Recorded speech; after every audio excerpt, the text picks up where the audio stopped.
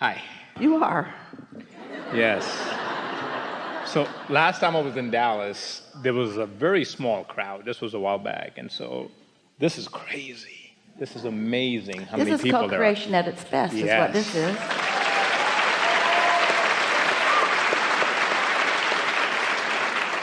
The size of the crowd is irrelevant. Yeah. The readiness of the crowd is what's it. It's amazing. Yeah. It's amazing.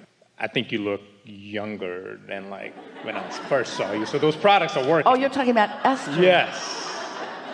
Esther, those products are working. Keep doing it. All right. So I'll get right to it. So I wanted to be the first one picked. And then when this beautiful lady went up, and I went, oh, she's going to answer or ask a question that's going to lead into mine. And it did. Perfect. And that was segment intending. I recently started doing this, segment intending. Then I heard recording that Esther's doing it. And I'm carrying this book around with me, and I'm just writing it down. I'm not doing it at the intent or extent that Esther is doing it. That's a little bit hard for me to do every moment. Well, you can do it in your mind. Yes. And that's almost as powerful. So the clarity that I wanted was, maybe this will help everybody.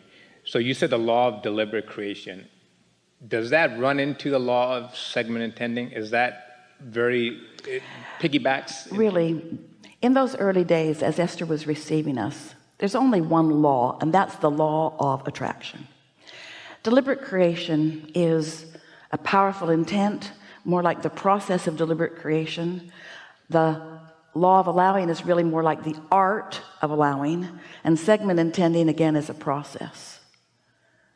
So I started about a few days ago. I just started writing stuff down just to appreciate, just for no reason, just to appreciate. It's weird. It's just like, and I've been doing this for a while, and it feels like I'm back to when I first learned about Abraham, and everything was just clicking. And all of a sudden I'm going, why is it lining up like that? I'm not even really focused on bringing something to me. I'm just appreciating and writing it down. I don't get it.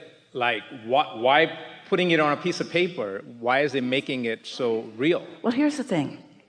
You already did the asking, so that part's done. And the source already answered it, so it's really done. So anything that you're doing that helps you to calibrate more consistently.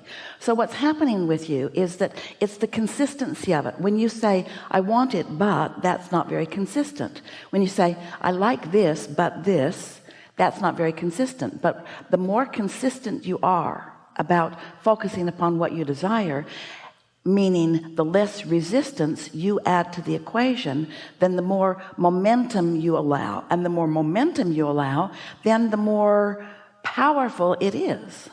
So these thoughts, like today, there's a lot of traffic, a lot of road construction going on in Dallas, everywhere. I'm sure everybody experiences it. So I'm driving here this morning, and it said 50 miles an hour work zone, right? I don't know why. I'd never drive 50 miles an hour. I decided, you know what? I'm going to follow that sign and just drive 50 miles an hour because there were workers present. So I slowed down to 50 miles an hour, and these cars are just zipping by me, everybody. And I'm like, okay, I'm just going to relax. And it was so hard to drive 50 miles an hour because everybody else was doing 75. There's no cops on the road, and I'm going, all right, I'm going to do it. I'm going to just keep driving 50 miles an hour. It was so hard. But all of a sudden the thought came, why are we in such a hurry? Like, where are we going? 75 miles an hour, Saturday morning. And I don't think I would have thought that if I wasn't like writing stuff down, because I think it's just slowing me down to just appreciate what's around me. Well, we like your story, but we want to say a few things about it. Okay. And around it and above it. The most significant thing that we want to say to you is that as humans, it is so normal to evaluate your progress through the physics of your physical world as you know them to be, through what you know as gravity and inertia and speed and momentum and those sorts of things. When you meditate on a regular basis and allow your vibration to rise, in other words, meditation means focusing in a way that your normal thoughts stop, which means all resistance stops, which means you allow your vibration to rise, which means you sync up with that pure positive energy, non-resistant vibration. There's such power in that. So when you allow yourself to connect with that source energy, now while you're moving around with the people in your world who are competing with their trying to edge each other out, and we don't want to be disrespectful, but the mundaneness of approaching life in a physical way, and you allow the non-physical energies to orchestrate for you on your behalf, that's when you begin to discover the true speed, the true clarity, the true cooperative components of this universe. Esther remembers when she was a kid living at home in her little town, and her school were only a few blocks away, and she walked everywhere, sometimes on a bicycle, but usually walking. And she can remember that feeling of just not being able to walk fast enough, and she couldn't really run in her snow boots with her books and such, so she was just plodding and just wishing that there was some way that she could just move faster. And we get that in your physical world you want to move faster, but that's because very rarely do you connect with this energy that creates worlds and allow it to work on your behalf. And when you start doing that so that you're there for the rendezvous with the moment rather than slogging along trying to make everything go, this is a scanty analogy, but it's like when you get into your vehicle, you don't get under the hood and work with the pistons. There probably aren't even any pistons there anymore, or the belts and pulleys. You sit in the car and you let the car do the performance, and you just direct it where you want to go. And that's what we want you to do with this energy. We want you to let life point out to you what you want, and then we want you to trust that source energy has rounded up all the cooperative components. And then we want all of your work to be about chilling, about finding the clarity, about finding the sincere emotions that feel like security and well-being and liveliness and eagerness and love and appreciation.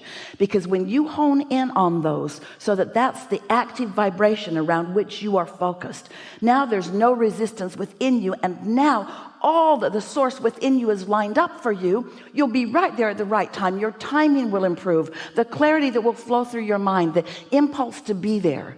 The other day, Esther was ripping up the hill. She was late. She was going to visit some friends in Del Mar. She was moving fast because she was 5 minutes late, or going to be. She was moving really, really fast as she tore off this main road and up onto the hill road that was going to wind up. And we said to her, take it easy. She hears us because she's tuned to us, and she slowed right down. And in that moment, 5 SUVs, big black ones, just like the one she drives. She drives herself around, only she's the chauffeur. Came moving very fast down the hill. There was something going on up there, maybe a drug raid. She didn't know. They all looked so official. They were moving so fast down that hillside. And she just cooled her jets, pulled over as they all went by. And she knew that we had seen them coming. She's close enough to us to feel the impulse. And so she was out ahead of it in that way. You see what we're getting at? So you don't know what that impulse was. You don't know why you felt it so strong. Just trust it and follow it. I did, and I wrote down, last time I was here, I was the second one picked. And so I was sitting in my car when I got here. I wanted to get here early so I can get a seat up front. And I was like, that's gone. That's not going to happen. And so I wrote down, you know what? It's perfect unfolding. It always is. I'll sit where I'm sit. I'm going to make a great connection, and I'll be the second one called. It doesn't matter where you sit, and it doesn't matter whether you're second or third, but there is something about desire and expectation. In other words, in that desire and in that knowing, there was no resistance in your vibration. And so it was obvious. In other words, it wouldn't have mattered where you'd been. That was your intention with no resistance, which made you powerful. Thank you very much. Yeah. This was amazing. Yeah. Thank you. Really good. Really good.